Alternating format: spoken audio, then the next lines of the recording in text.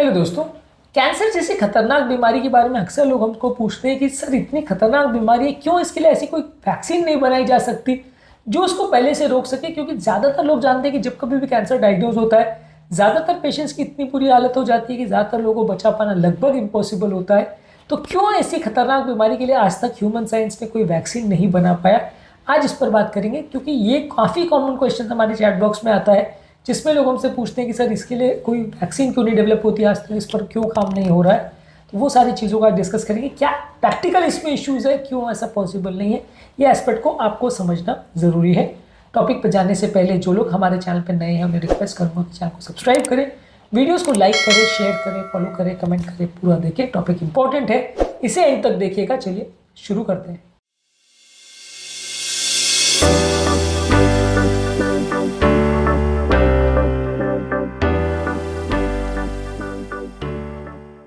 सबसे पहले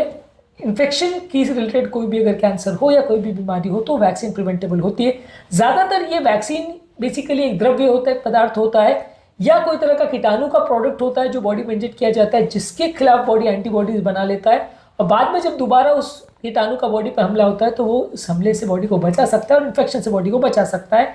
HIV है, TB है, बहुत सारे तरह के शरीर में इन्फेक्शन होते हैं जिससे बचाने के लिए सारे वैक्सीन अवेलेबल हैं। ये ज़्यादातर कीटाणुओं से लड़ने में वैक्सीन उपयोगी होता है। कैंसर बेसिकली ज़्यादातर कीटाणु द्वारा आने वाली बीमारी नहीं है, ज़्यादातर एनवायरमेंटल फैक्टर्स जैसे तंबाकू है, अल्ट्रावायलेट रेडिएशन से या केमिकल्स के एक्सपोजर से या लाइफस्टाइल चेंजेस में कोई अगर एक्सरसाइज नहीं कर रहा है, उसको इंसुलिन रेजिस्टेंस हो रहा है, फिजिकल इनएक्टिविटी हो रही है या खाने में कोई टॉक्सिक पदार्थ बॉडी को अगर इरिटेट कर रहा है तो उसकी वजह से कैंसर होता है। ज़्यादातर होने वाले कैंसर जो है किसी बैक्टीरिया या वायरस की वजह से नहीं होते और कोई पैथोजन नहीं होने की वजह से इनको प्रिवेंट करना मुश्किल है। सिर्फ कुछ ही तरह के वायरस जैसे सर्वाइकल कैंसर के लिए ह्यूमन पैपिलोमा वायरस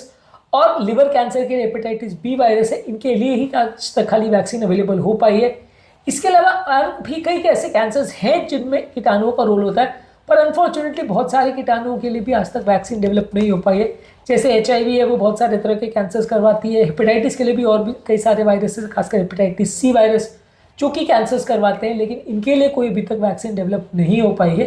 मे भी बाकी इन्फेक्टिव कॉजेज वाले जो कैंसर है उनके लिए फ्यूचर में हो सकता है डेवलप हो जाए, जैसे HIV के लिए अगर कुछ डेवलप हो जाता है या मान लीजिए हेपेटाइटिस C के लिए या दूसरे वायरसेस के लिए अगर कुछ डेवलप हो जाता है तो हम लॉन्ग टर्म उसको प्रिवेंट कर सकते हैं। बर्किन्स लिम्फोमा जो है वो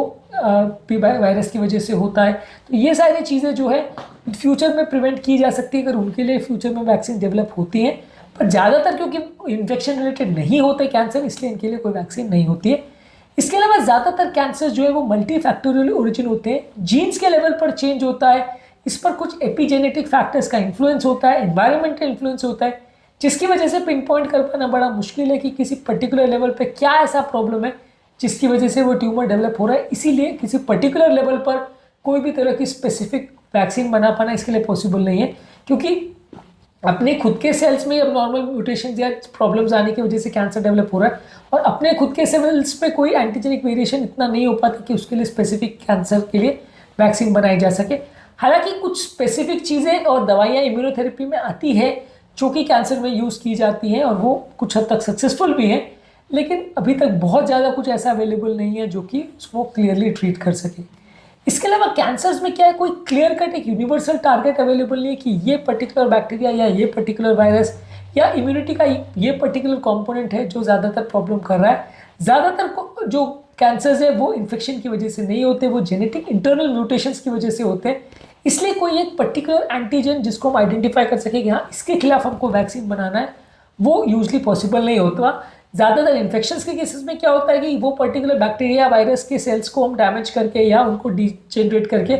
उन्हीं को एंटीजन की तरह से यूज़ करते हैं और जब कभी बॉडी दूसरी बार उस कीटाणु के हमले में आता है तो फिर वो वैक्सीन हमको उस एंटीजन को मार के बॉडी को बचा लेता है। लेकिन यहाँ पे खुद के ही सेल्स में अलग अलग लेवल पर अलग अलग तरह के म्यूटेशंस होते हैं जिसके लिए कोई स्पेसिफिक टारगेट हमारे लिए डिवाइस कर पाना बड़ा मुश्किल है। हर तरह के कैंसर्स में अलग तरह के सेल्स होते हैं, हर तरह के कैंसर्स में अलग तरह के एंटीजन्स होते हैं, इसलिए एक वैक्सीन कोई भी सब में वर्क कर सके ऐसा यूजली पॉसिबल नहीं हो पाता। सेम तरह के कैंसर्स में भी अलग अलग व्यक्ति में अलग अलग तरह के जेनेटिक म्यूटेशंस हो सकते हैं, अलग अलग तरह के एंटीजेनिक वेरिएशंस हो सकते हैं। इसलिए हम ऐसा नहीं सोच सकते कि चलो इस कैंसर के लिए ये बन गया, उस कैंसर के लिए वो बन गया, ब्रेस्ट कैंसर के लिए बन गया, ब्रेन ट्यूमर के लिए बन गया, तो हर पर्टिकुलर कैंसर भी सेम तरह से बिहेव करे ऐसा ज़रूरी नहीं है। हर पर्टिकुलर कैंसर भी अलग अलग व्यक्ति में अलग अलग कारणों से हो सकता है और उसका जेनेटिक मॉडिफिकेशन अलग हो सकता है, जिसकी वजह से एक पर्टिकुलर टारगेट के लिए वैक्सीन बना पाना लगभग असंभव है। कैंसर के केसेस में कई बार कैंसर के सेल्स क्योंकि जेनेटिक लेवल पर अफेक्ट करते हैं तो एक अडेप्टेशन हो जाता है। कई बार जब कभी हम कोई इम्यूनोसप्रेसिव थेरेपी देते हैं या ऐसा कोई मॉलिक्यूल देते हैं जो पर्टिकुलर जगह पे एक्ट करता है, कैंसर के सेल्स इतना जल्दी म्यूटेट कर लेते हैं और इतना जल्दी अपने आप को अडाप्ट कर लेते हैं कि वो कीटाणुनाशक दवा या इस तरह का वैक्सीन वहाँ असर कर नहीं पाता है। थोड़े दिन कुछ कैंसर सेल्स को भले मार ले, लेकिन बाद में फिर कैंसर सेल्स जल्दी म्यूटेट कर लेते हैं और नए तरह का सेल्स आने लग जाते हैं जिसके खिलाफ वो वैक्सीन इनफेक्टिव हो जाती है। तो कैंसर का जो ये अडेप्टेशन है